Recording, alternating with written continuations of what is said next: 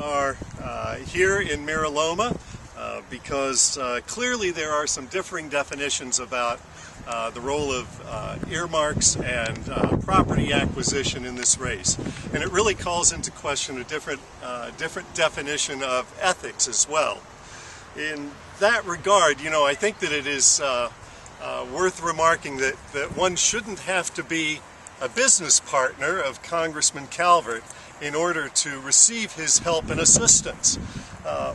You know, I've had an opportunity to serve on the Board of Education in Corona Norco for a number of years.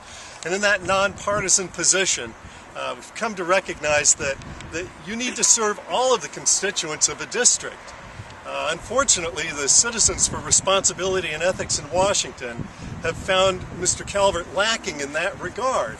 And in fact, have noted this parcel of property behind us, as well as a number of earmarks, as evidence of abuse in naming Mr. Calvert for 4 years running one of the most corrupt members of Congress. Now, you know, it's clearly an embarrassment for our district, and I absolutely believe that we can do better than landing on the crew list of corrupt members. You know, Mr. Calvert has been in office for 18 years at the present time, and I really believe that he is tremendously out of touch, not only with the residents of the district, but with the ethics of the residents of the district as well. And in that regard, I would say that it's a shame that Mira Loma is not inside the Beltway in Washington, D.C., because if it had been there, I think that they would see much more, obviously, of their congressman, and I think that they would have received his assistance rather than be the recipients of what appears to be an improper land transaction. You know, this parcel has been controversial for a period of time.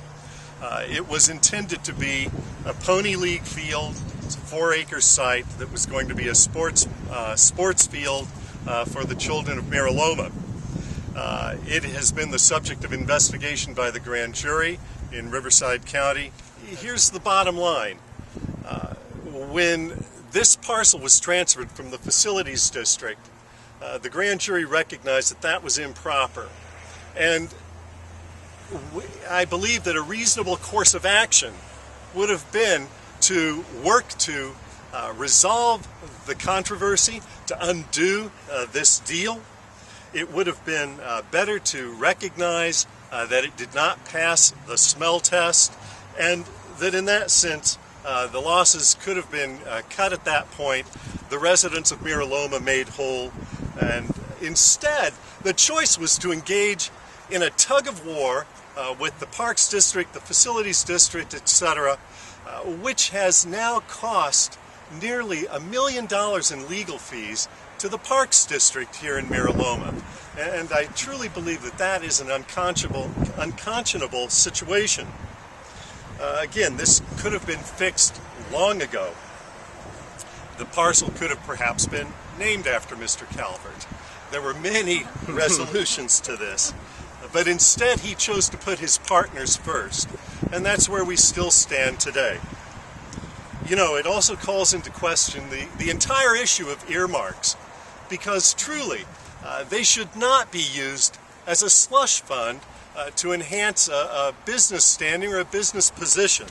And unfortunately, that's what too often earmarks become. And as I mentioned at the outset, not only this parcel, which is of course not a result of earmarking, but the earmarks along the 15 and other parts of the district that have also been significantly controversial have allowed a situation where the public has paid for improvements that have significantly increased the value of Mr. Calvert's holdings. That is a problem, and truly the public needs to be put first in all of these decisions. You know, I've learned that as a school board member. I can see clearly that the current earmark system is ripe for abuse, that earmarks as we currently know them need to come to an end. They frankly are an opportunity for corruption, as well as a system that just does not serve the public interest at this point.